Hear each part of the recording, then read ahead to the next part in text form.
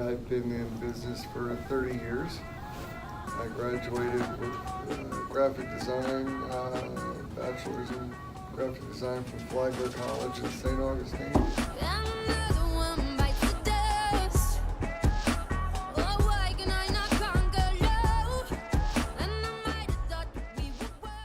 And back at that time, there really wasn't much in the way of computer graphics and that type of thing. We did cut and paste and a little cutting on the cellophane and removing that for camera-ready art. Ruby lith and amber lith and right.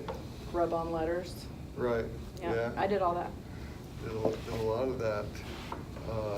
Certainly the computers would have been a big help at that time. But so my first experience with graphic design programs was with Corel Draw.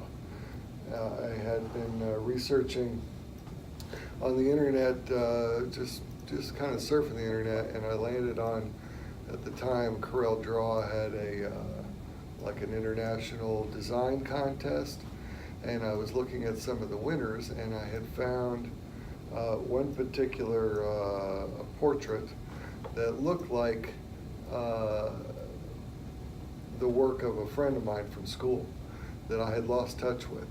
And I clicked on it, and it happened to be the grand prize winner and the portrait of Henny Lamar that they had used for all their marketing at the time. It used to be like a black and white old-timey actress.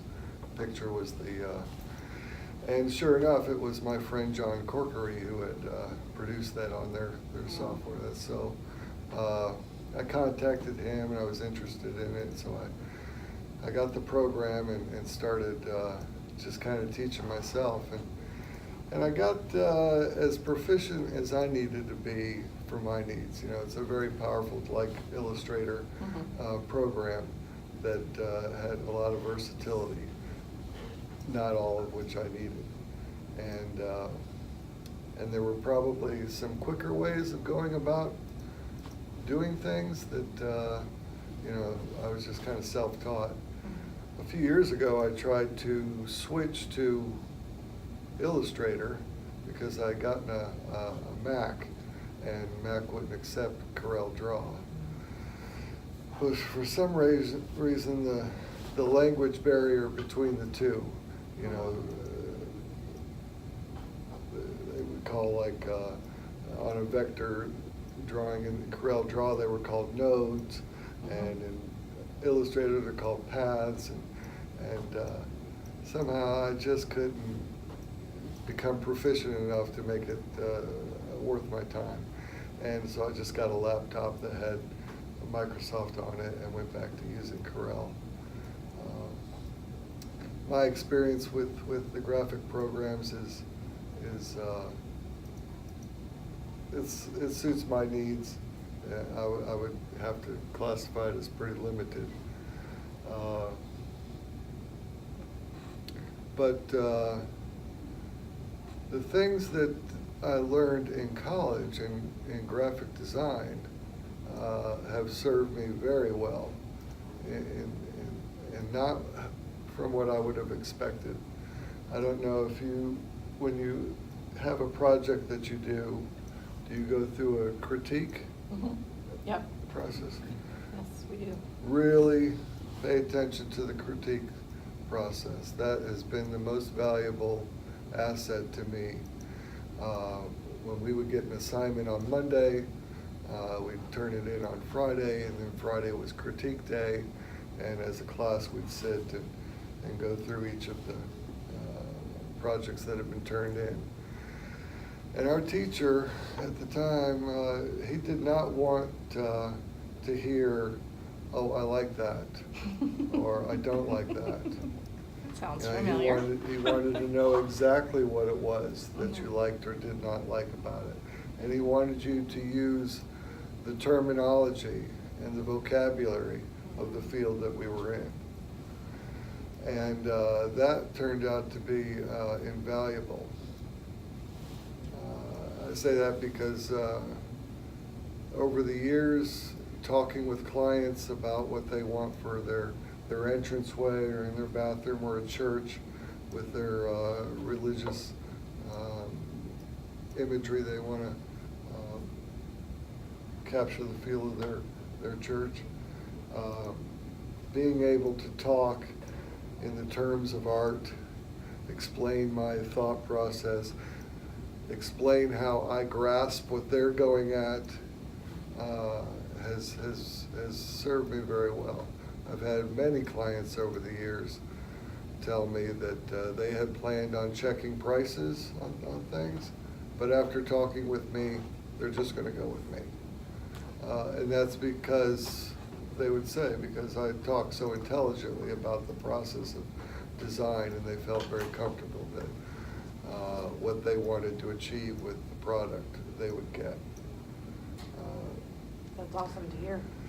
Yeah, that's, and the other part about the critique class is it becomes an invaluable tool as an artist. Having humility to, I can hear all day long compliments on my work, and people say, oh, I like that, I love that, you're so talented, blah, blah, blah. But that doesn't really help me. Getting somebody that would give constructive criticism, to say, you know what, I don't really, something about that's not quite right. They might not have the terminology to be able to articulate exactly what about it is doesn't, hit them really well. And even if I don't have that outside influence of constructive criticism, turning that inward, being able to spend hours on a project, take a step back and look at it like, God, I don't really like that, or there's something about that that's not quite right, and going back to square one because of that. If you're allowing the fact that you just spent 8 hours on something influence how you perceive it, then you're cutting yourself short. I remember many times in a critique class having something pointed out about a piece I'd turned in that was a negative criticism. And then thinking back during the process of creating it, that was something that kind of bothered me, that I remembered, I should have listened to myself back then. So when you're doing your different projects, or in the future when you're working on a project, I would say that it's a delicate balance between staying true to your vision and not being a slave to it. And what that means is generally an art project will start off up here, almost like perfection, your initial vision. And then as you go, there's a dip in production. And then it's about hanging in there and pulling it out. And usually the finished project is up here, maybe not as high as what perfection would be, the initial vision. But it's about staying with it. Now I can remember from working with vector drawings, and I'm just kind of putting out a hypothetical. Say in your mind you have a vision of how a logo would look, or how a set of leaves or something would look, and then the idea of then going through all the steps of maybe creating some fade or each vector, and doing all this work that it would take to realize that vision. Then you kind of water down the ideas. Well, maybe it just needs to be, a flat color and not a fade, and that's not really staying true to your vision. But not being a slave to it also. There would be times in working on a design or shooting ideas. Let's say you're working with some tool on your computer, and you take a leaf and twist it or do something with color that's maybe you're just goofing around, or and then all of a sudden, wow, this would be really great, and you stumble upon a way to improve the thing. That would be an example of not necessarily staying a slave to it, but it's really important to remain committed to that original design. And in my line of work, or at least in the real world, other things like money, and time become draws on your ability to stick with a vision. When I first started out, I wasn't sure how to go about, because I kind of taught myself stained glass. I met a guy who was doing some freelance work for a company around here that used to be called Scotty's. It's like the Home Depot today, but it used to be a company here in Florida called Scotty's, and I worked at their main office in Winter Haven, drawing hammers and bolts and nuts and things for their wholesale catalog. And I was also waiting tables and met a guy that was doing stained glass as kind of a hobby, and we decided that we'd try to start a little business together. And didn't work out as a partnership, but I enjoyed the medium because I'd always gravitated towards controlled mediums.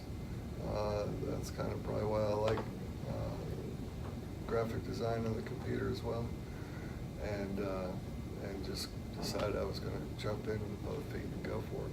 So I decided that I would charge, I don't know, like $50 a square foot and $1 for every piece of glass in the window. And I thought that would account for square footage and allow for a pricing for intricacy. So a really simple window versus a very intricate window, the price would reflect. And I did that for several years.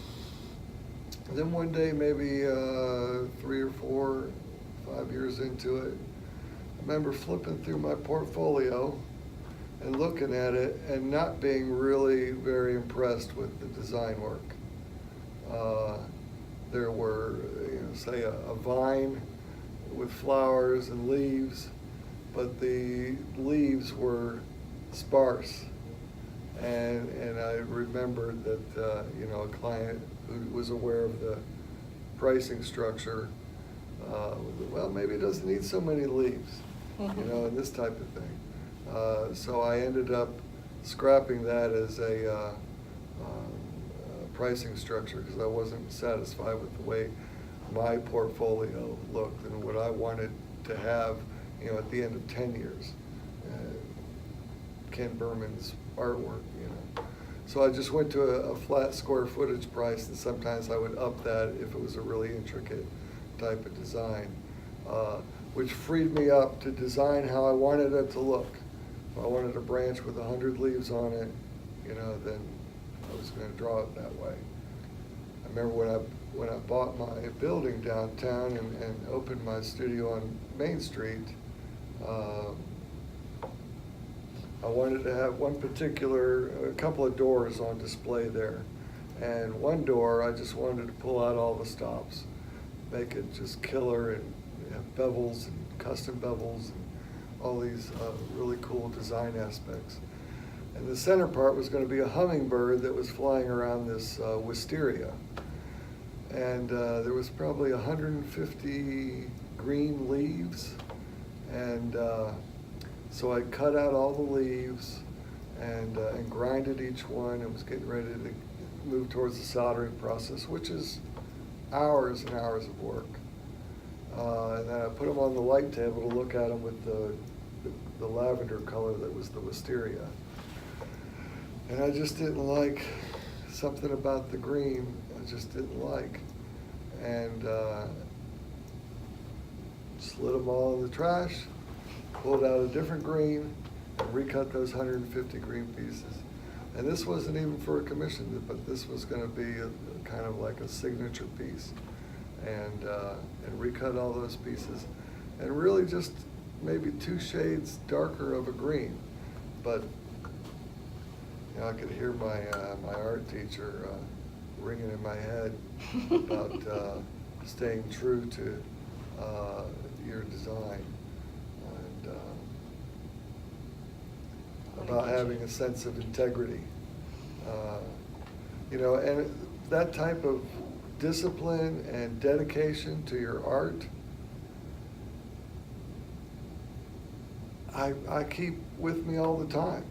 You know, if I'm cutting the grass, you know, it's not like you have to get all OCD about your whole life, but I try to do the best damn job cutting my grass, you know, or cooking or sweeping, or I like to build furniture and stretch myself with some woodworking here in the past few years, but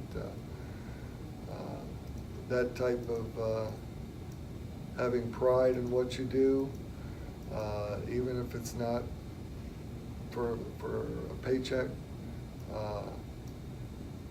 it envelops an internal confidence that does seep into everything that you do. It will have dividends. It does pay off. I've hired people over the past, young people, and with not much of a work ethic, and I run into a lot of we'll try really hard if the money's there, but you know, if not, then you're not gonna. There was a meme I saw. A friend of mine's a welder, and he recently just learned welding, but he's pretty talented apparently, because I see these pictures of welds he posts, and they look perfect. And this meme he puts up about a guy that was interviewing for a job, and he had to do a welding test.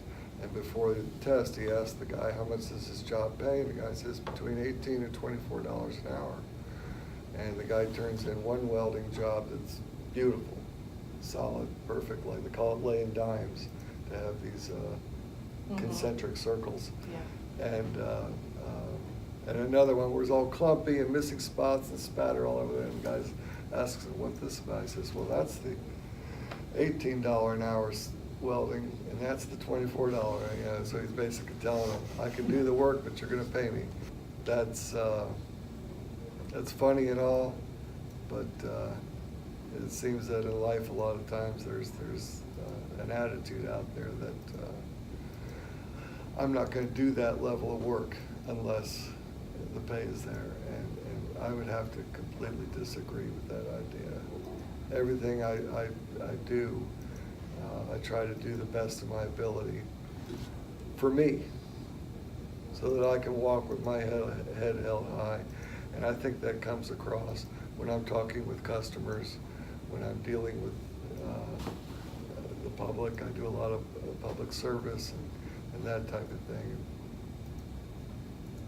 Happy life, I guess. Yeah. I think what you were saying about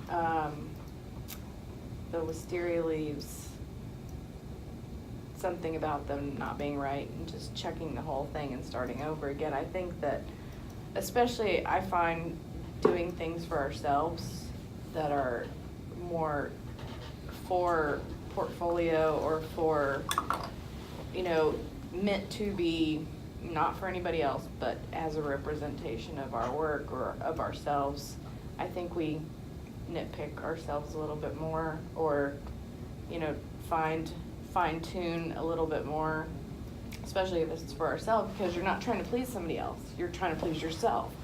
And as an artist, we're hard to please.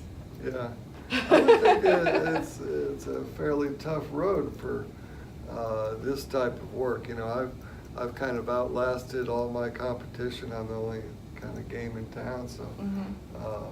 But I would think entering the workforce with these graphic design skills, there's huge amounts of competition, and therefore even more incentive to stand out and let that personality be displayed in your work. Not to go the safe road, you know. Yeah. Safe is fine for you know, some things, if you're out on the water, I guess, but when you're doing things for yourself, and you're making a living as an artist, as an illustrator, as a designer, whatever it may be, I think quality needs to be paramount. Yeah, well, I would think in interviewing for, say, jobs in this type of field, they'd have a whole sea of people that turned in safe-looking portfolios.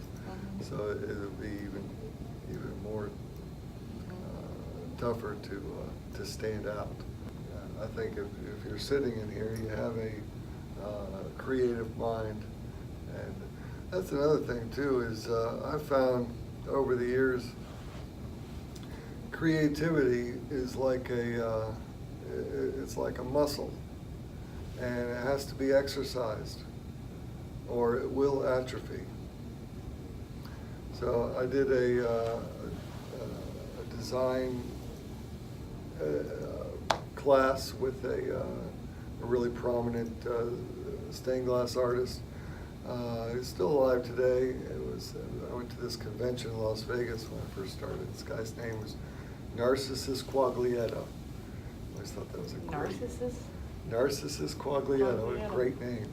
That's And memorable. He's from Italy. I was gonna say, and he it does sounds Italian. just amazing work that's not like anybody else's. But he had said that when he was young and first starting out, he dedicated an hour a day to drawing whatever. You know, just any ideas. It could be just something that's more practical, or it could be fantasy. It doesn't even have to be stained glass, but something where he's channeling his creativeness onto a page. And he sets this, and this was, I don't know, 20, 30 years later. He has this library of like 20 of these big sketchbooks completely packed with ideas, 20 of them. So if he's ever feeling dry, you know, he can go and pull out any one of these books and just have tons of ideas. But a library of your own ideas. A library of your own ideas, yeah. It's pretty amazing. And That's awesome. but I would imagine the act of doing that over 20 years, there are probably very few times he's dry, because he's exercised the hell out of that muscle, you know, over the years. And nothing in his portfolio seems like he has any fear of stretching what's been done.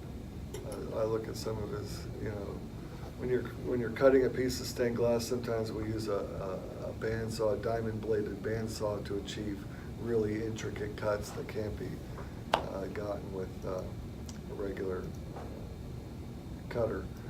And but even with that, say a piece of glass that's shaped like an S, maybe, you know, that's maybe an inch wide, you would think would be a very fragile piece of glass. In a stained glass window, the glass needs to maintain its plane. If you're holding a window and it starts to get any torque in it, that's where a piece of fragile glass in there could break. And in some of his designs, I'm looking at it, and it's like there's all these totally crazy shapes that you wouldn't, like, because I'm a stained glass guy, they stand out to me. They're just part of a design to everybody else. And maybe not. But you know the work that went into making that. Well, I know the work that went into it, but I also think, God, I would never even try to attempt to hope that piece of glass would survive.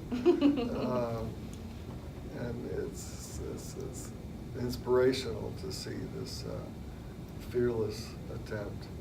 And I can imagine, with a little bit of knowledge about vector design, being given a project or wanting to tackle some project on my own, and having these grand visions.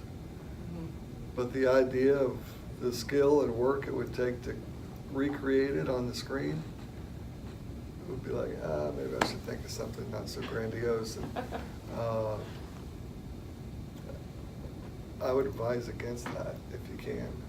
Yeah. You know, really look at it as an opportunity to learn the skills it's going to take Mm-hmm. to create that vision. Absolutely. I've done that quite a few times on things in stained glass, deciding to, well, I don't really know how to do this, but I'm going to figure out a way because this is the way I want it to look. Mm-hmm. And I remember doing some things on the computer that were, I learned how to do it because I wanted it to look a certain way, not to just scrap that or think of some Yeah. easier way or simpler way, Right. or water down the vision. Mhm. So. I think there's more of a sense of accomplishment when you can both learn something and accomplish the thing you intended to accomplish in the first place. Yeah. No matter how challenging it is. But to rather, instead of saying, well, I don't know how to do that, so I'm not gonna try, but to try to figure out how to do it. Learn how to do it, ask your Yeah. teachers if you don't know. Or Google it, right? Always Google it, just in case. What are some of the things that you all are wanting to do with the skills that you're learning here?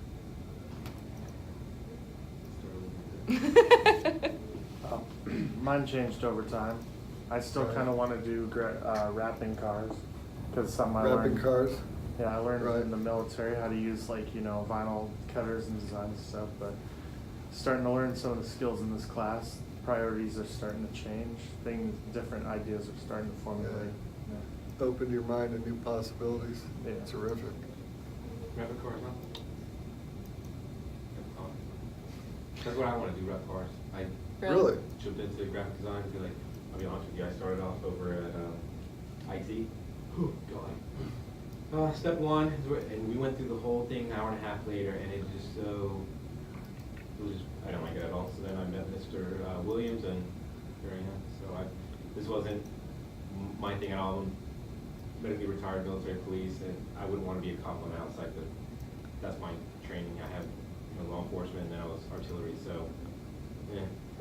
So Yeah. graphic design is really, I have 2 more classes left, this one and another one, and I'm done with my degree, and hopefully by then I'll have a clear, avenue which way I want to go with things.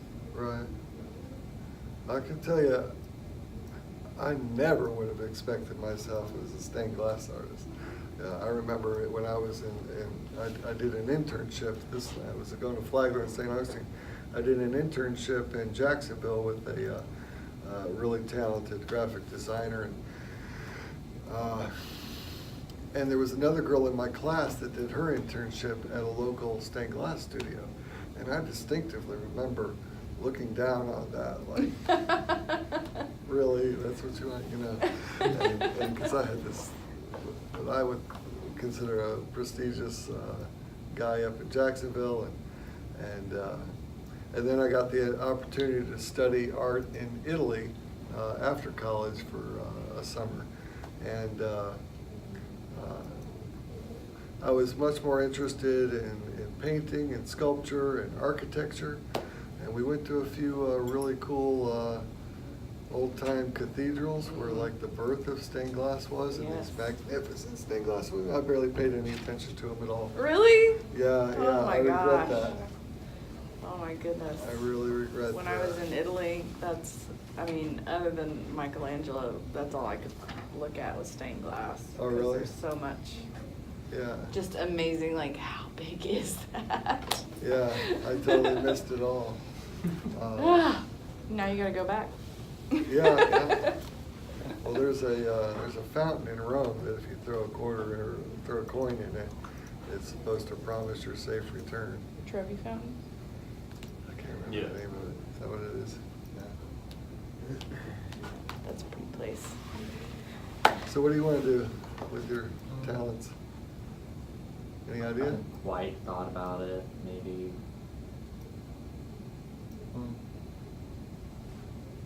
Must have had some thought. Maybe video games, maybe 3D art. Uh-huh. That'd be Still cool. thinking about.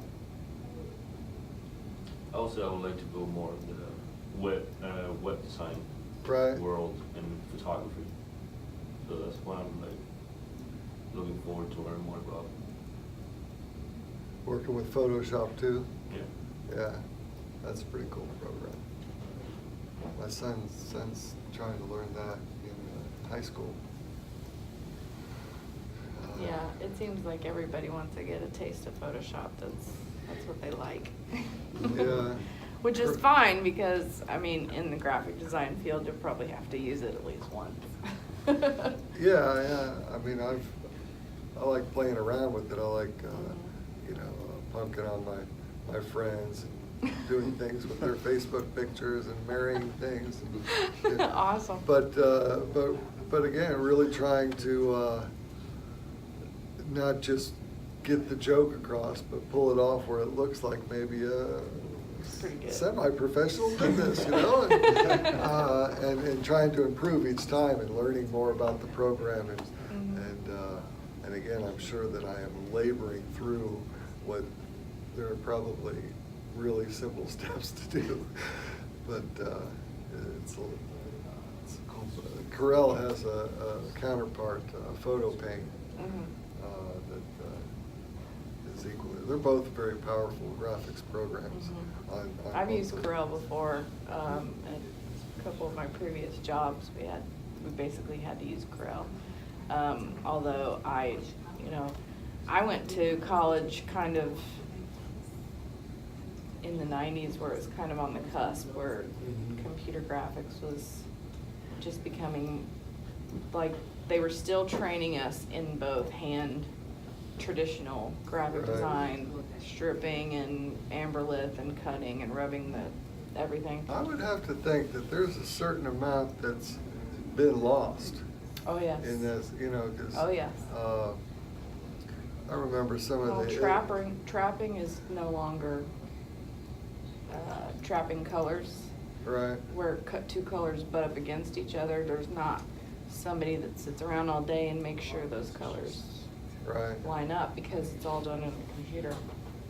Well, I just remember there was a book that used to be produced, and it probably still is, that would have some of the top illustrators in the country every year. And there were some amazing artists in there that really had this very loose line work, that was just beautiful, and there was ambiguity in that looseness that was just riveting to the eye. And then with a pencil in your hand and trying to create that looseness and ambiguity, it seems like that would be the only way to really capture that, as opposed to trying to manipulate a line through a vector to appear as though it's got Yeah. spontaneity to it. Mhm. So I would think there's at least something still to be gained to a hands-on Oh, absolutely. approach to art. Well, this is technically called digital illustration, but I forced them to do some hand work. One of the first projects they had was, like I said, typography, but they had an option of creating typography with food or on the computer. And about 3 out of 4 people did it with food, which was cool. Yeah. Like learning to manipulate, by hand, by sight, just doing it rather than depending on the computer to just type the words out for you. Right. I really enjoyed typography in school. So what kind of advice would you give these youngins who are still cutting their teeth on the computer? Right.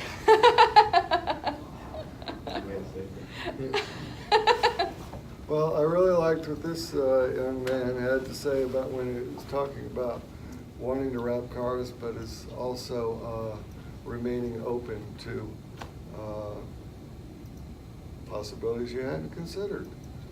You know, I would encourage everyone to, and you're still undecided, so you're pretty open to the possibilities out there.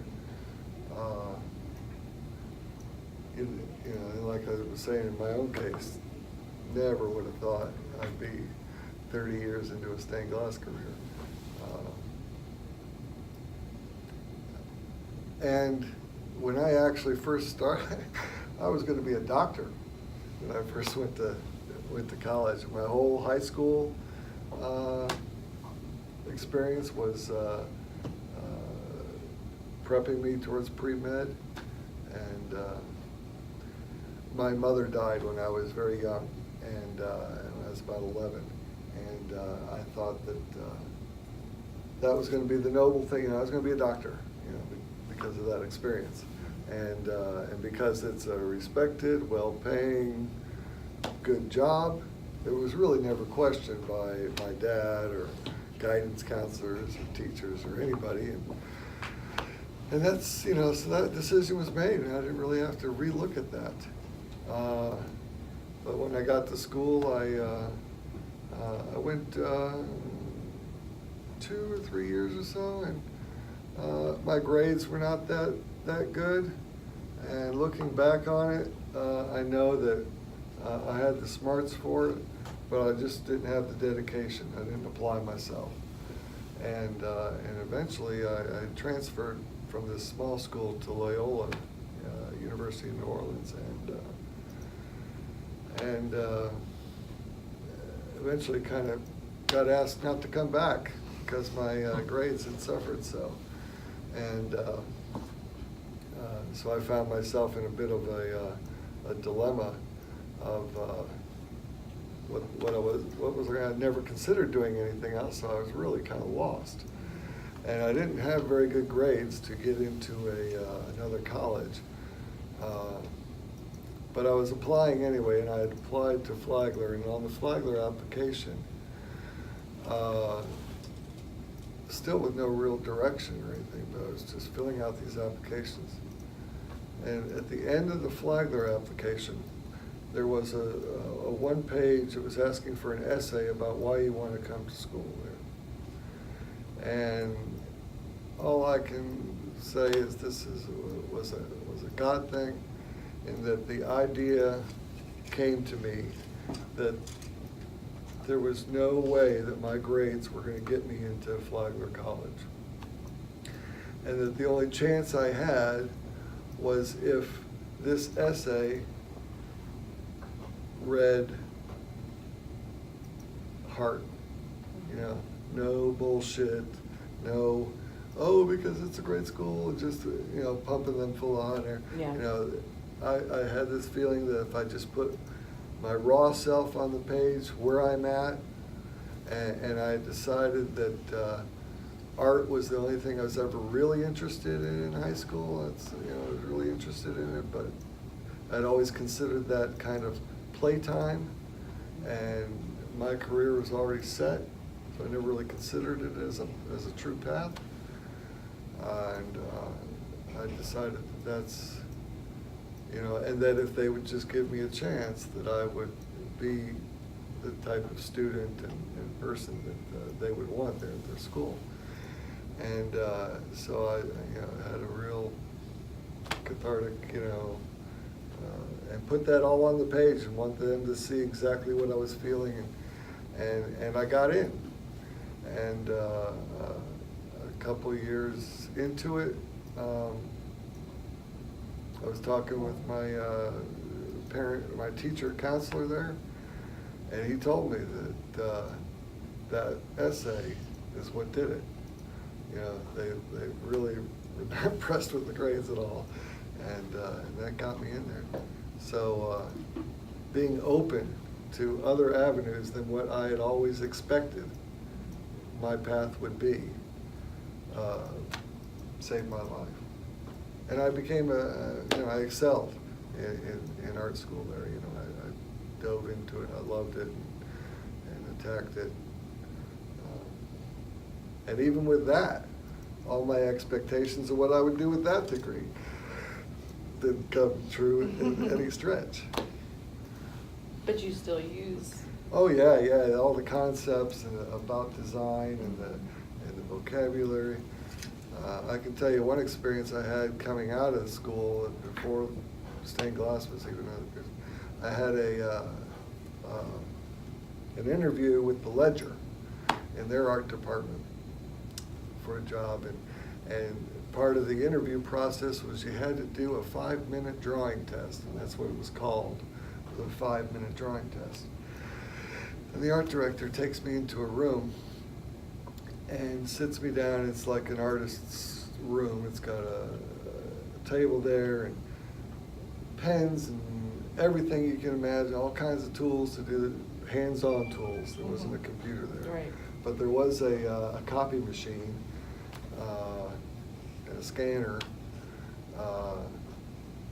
and that was really pretty much the technical advancement at the time anyway. So he picks up like a Sharpie marker off the table, and he says, the art department needs, or the whatever department needs artwork on this pen in 5 minutes. What can you do? And for a print ad. And he leaves the room.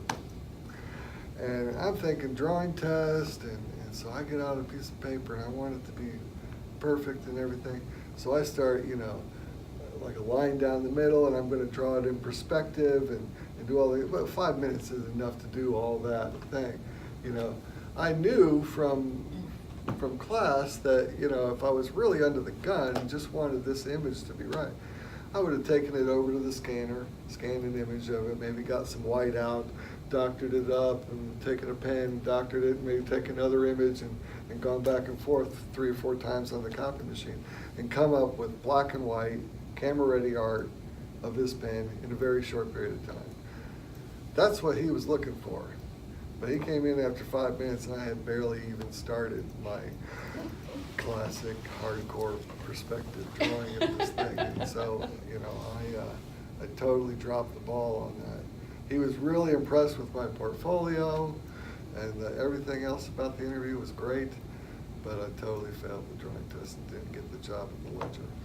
So I was pretty upset about that.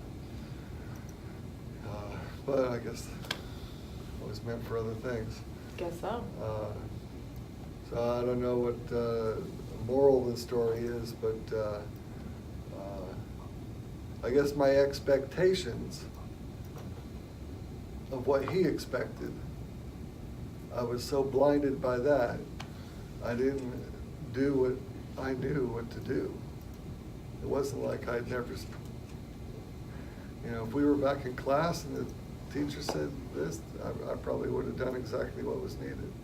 But I kind of choked and froze.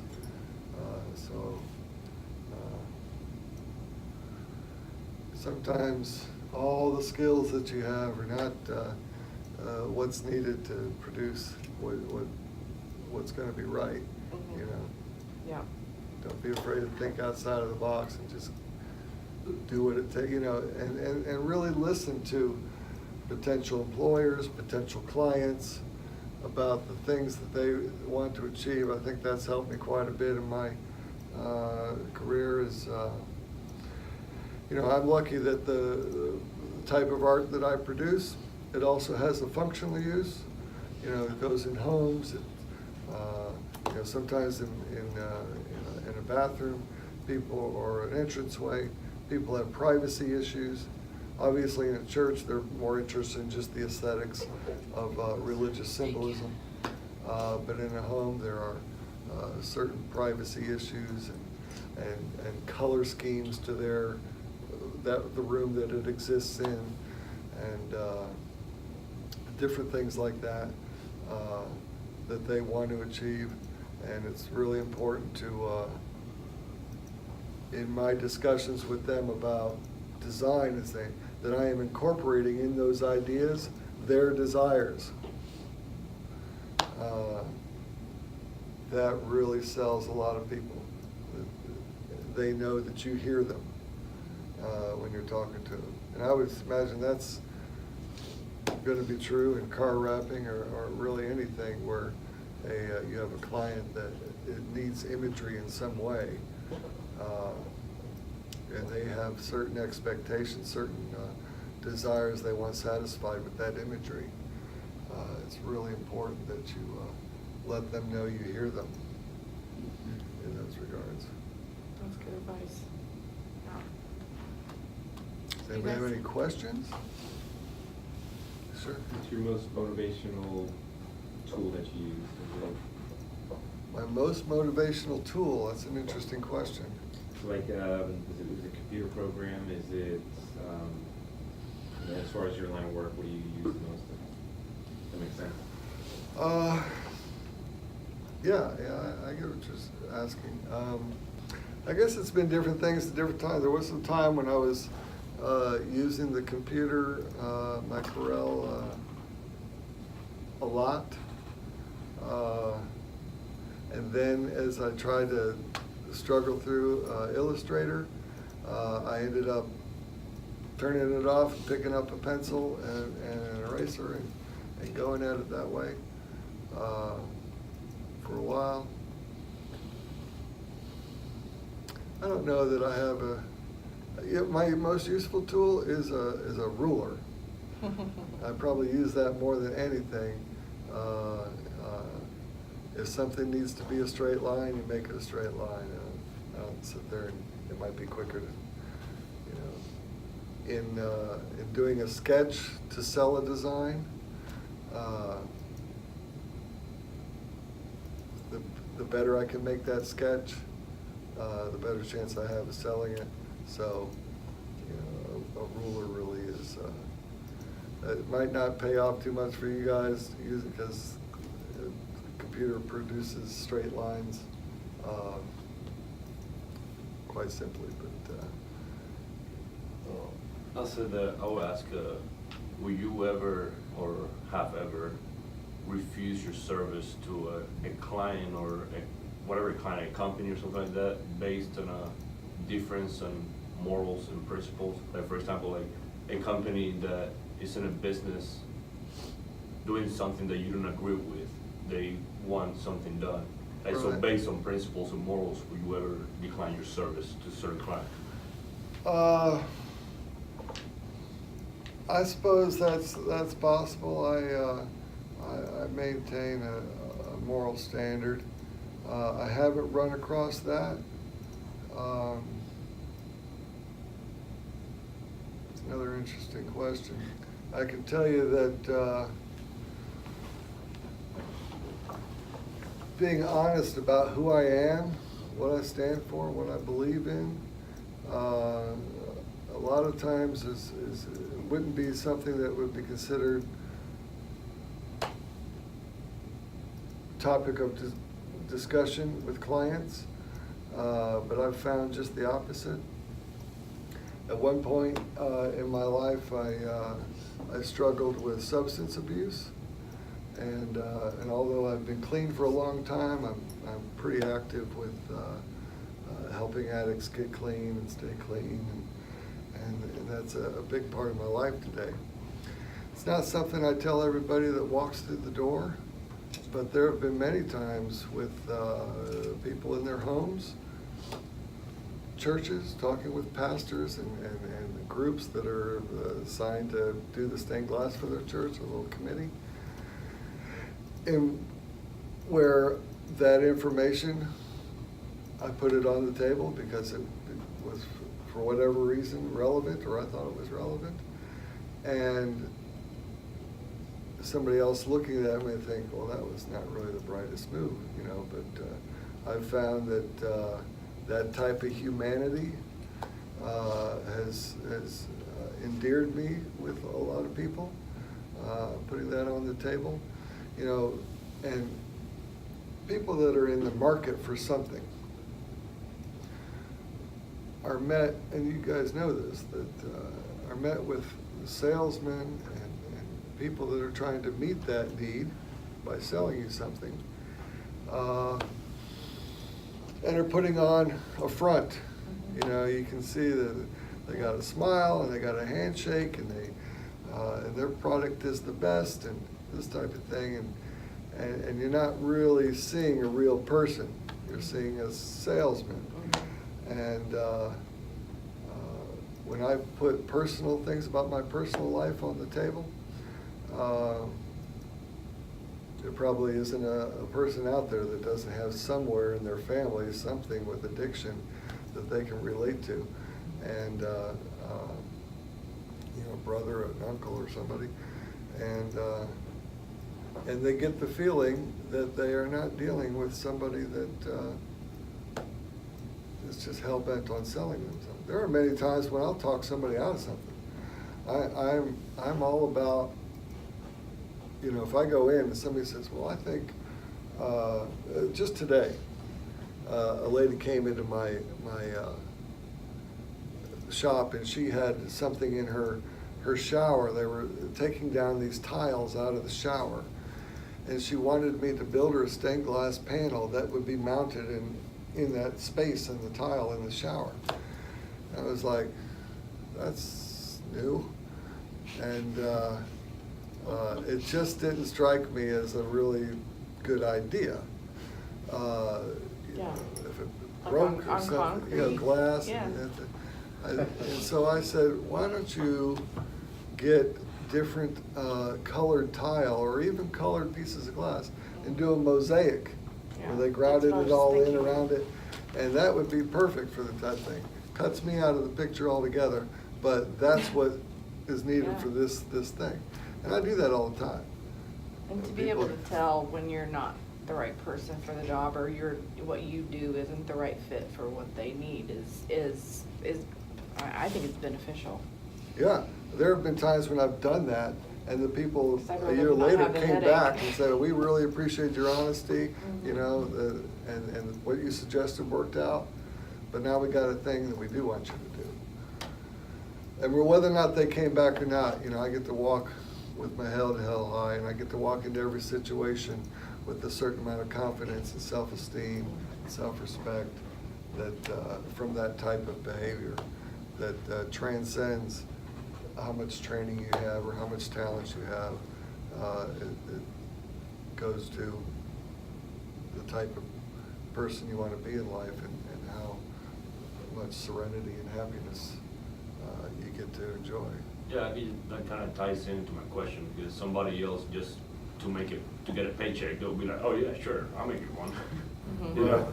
Yeah. Yeah. It's gonna look like crap, Yeah, and yeah, you're gonna hate it in 6 months, but I was yeah. trying to think of an example that somebody could want something. I suppose if, you know, I don't know, Budweiser wanted me to do a thing, the glorified alcohol and this type of thing, I might have to, you know, think about it. But even that, you know, I like playing cards, playing poker and stuff, and I always thought, if I ever went to the World Series of Poker and won, and they had the Budweiser beers, and you're supposed to like to, you know, I think I probably would pick one up and hold it up to support the sponsor, not drink it, but, you know, so I don't know that I could think of an example where I once had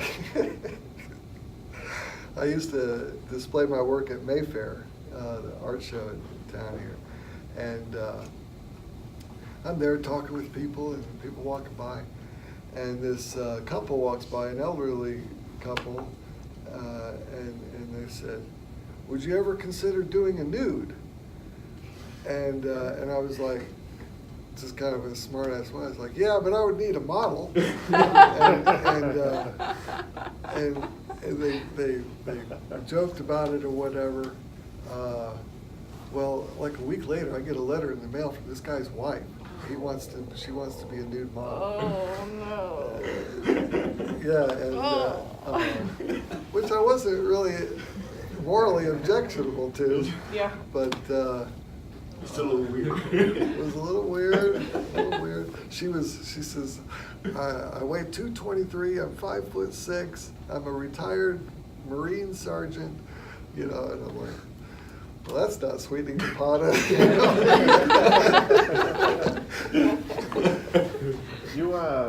You said that you never envisioned yourself being a stained glass designer. What kind of brought you the passion to do that business? Like basically, I guess this is gonna sound kind of like a what gets you up in the morning type of question, but what's so passionate about the Glass Onion for you, and where did you come up with the name like that? The Glass Onion is an old Beatles song. When I first went into business, for the first maybe 10 years or so, I was called Glass Ideas. And that was because at the time, you know, it was an artistic type of thing. I wanted to have this really cool name, and my dad wanted me to have a name that was more. Glass Ideas was from his influence. You know, I came up with it, but it wasn't the real cool creative name. And when I bought my building downtown, I decided to change the name. And my dad was still around at the time, but I was going to go ahead. So it's an old Beatles song, and I wanted to have a. It does sound cool. Yeah, it does sound like there's a lot of, you know, A story. like a But, story behind it, like yeah. the layers inside of an onion kind of gives you a deeper meaning of like the company. Yeah. That's what I thought of. There are times when I feel burned out. You know, I've been doing this a long time. That's why in the past several years I've been trying to stretch myself with wood. You know, I got a shop set up at my house with a lathe and different things, and I've built several pieces of furniture just to kind of have that excitement. And then occasionally, you know, I'll get a commission in stained glass that taps into some real creativity and challenges me as opposed to another typical type of design that's most common. I really would like to get back into doing art shows like Mayfair because that forces me to produce new, totally creative work that's has no functional value. It's the pure aesthetic, and I've got a lot of ideas to it, but I just never seem to make the time to create it. I stopped doing it because I didn't want to just keep one of those people that shows up with the same stuff every year. So there's the potential for a passion, but I wouldn't say it's there every day. I'm trying to have other things in my life that I've always had a secret kind of passion for float design, you know, in parades. Yeah. Well, I'm in the Rotary Club here in Lakeland, and this year they turned 100 years old in Lakeland, the Lakeland Rotary Club. Oh. And so they wanted to be in the Christmas parade this past December, and they decided to have a float, and they asked, does anybody have any experience with it? I didn't really have experience with it, but they wanted to have a giant birthday cake made for the 100th to go on the float. And I just like, I'll do that. I got that, you know. And that was completely out of the box of anything I'd done before. But I had so much fun, you know, just building this. It's about 9 foot tall. It had 100 candles on it lit up. Was it out of wood? The framework on the inside of it was wood. Uh-huh. Yeah, it had like a white vinyl. It was a 3-tiered cake, and the electronics in it, and the whole thing was kind of outside of the box of what I'd never done anything like it. But I really was. I recognized that was a a latent passion, and when the opportunity came, I took it, you know. Just for the experience. There wasn't any, you know, paycheck at the end, but because I wanted to have that opportunity to exercise that muscle, you know, I look for opportunity to do that. What about blown glass? Have you ever tried any blown glass? Very little. I have a kiln, and I've fired some glass. You know, I'll paint on glass and fire that in a kiln so it becomes a permanent part of the glass. And I've done some slumping. I've had some friends that have had torches that you can make all the little animals and things. And I've dabbled around it. I've always had a desire to, they call that all that hot glass, different things. And then there's the blowing, which I watch a lot of videos of it. It's super cool. Me too. But that involves quite a bit of equipment, you know. That's the one thing that I truly can say I haven't tried. I've tried stained glass, I've tried glass mosaics, I've tried tile mosaics, I've tried, you name it, I think I've tried it. But glass blowing is one thing that I just don't have the equipment.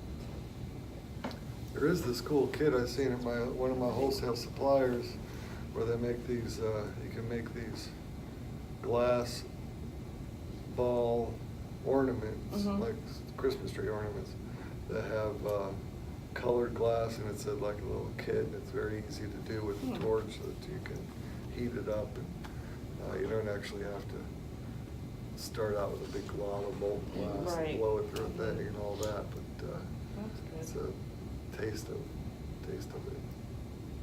To try that. Any other questions? I got one more. Okay. In a more like business perspective instead of art, like what some of the ways you use to advertise your product, like online, like newspapers or something. Right.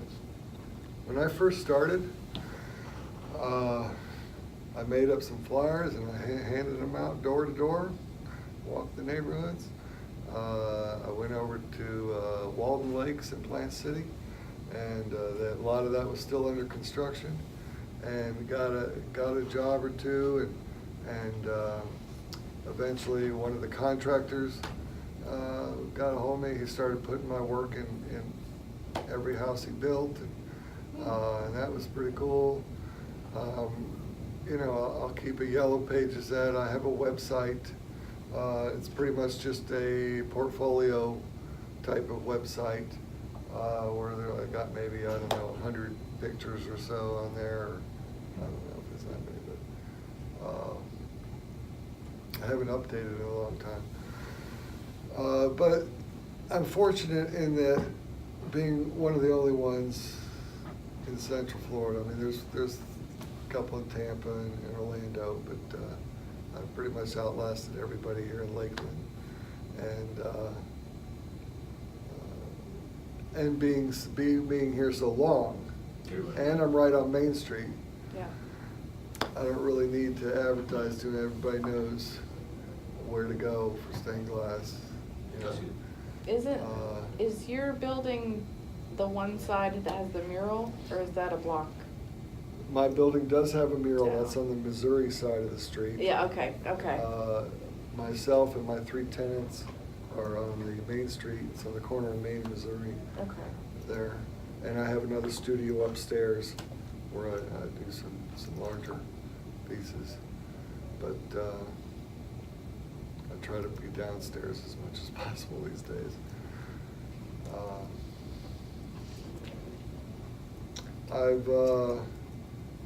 I've donated some pieces over the years. When LVIM, the kind of free clinic on the corner of Massachusetts and Memorial, the old school that's been turned into a thing. When I first joined Rotary, they came and did a presentation, and I thought it was a good opportunity to donate a piece. And I made a really cool window and donated to them. And then the upstairs got sold to a group called Family Fundamentals, and they actually had a donor that paid because they wanted stained glass also.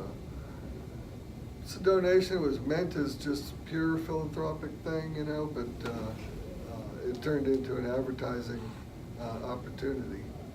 I'm not really one much for networking. There's certainly value in that, but whenever I used to be a member of the Chamber of Commerce, and the whole, you know, hey, how you doing? I'm Ken Berman. What do you do? This is what I do. Hey, how you doing? I'm Ken Berman. You know, that whole thing just Yeah. I can't stand. What about the Lakeland Creatives? Lakeland Creatives is pretty cool. They're a different kind of networking group, though. It is a different kind of thing. I'm still kind of figuring out it seems to be more geared towards the new entrepreneur, the new artist. Youngins. Yeah, and well, at least as far as the speakers that are there, it seems to be. And I'll go on the website there, the Facebook page, and post ways, you know, like a link to something I've seen that's a way for a creative to start their own business or do something with what they have. And that seems to be more there. But there are times in my life, you know, I'm so far removed from college, I really miss the opportunity to have peers that are all like-minded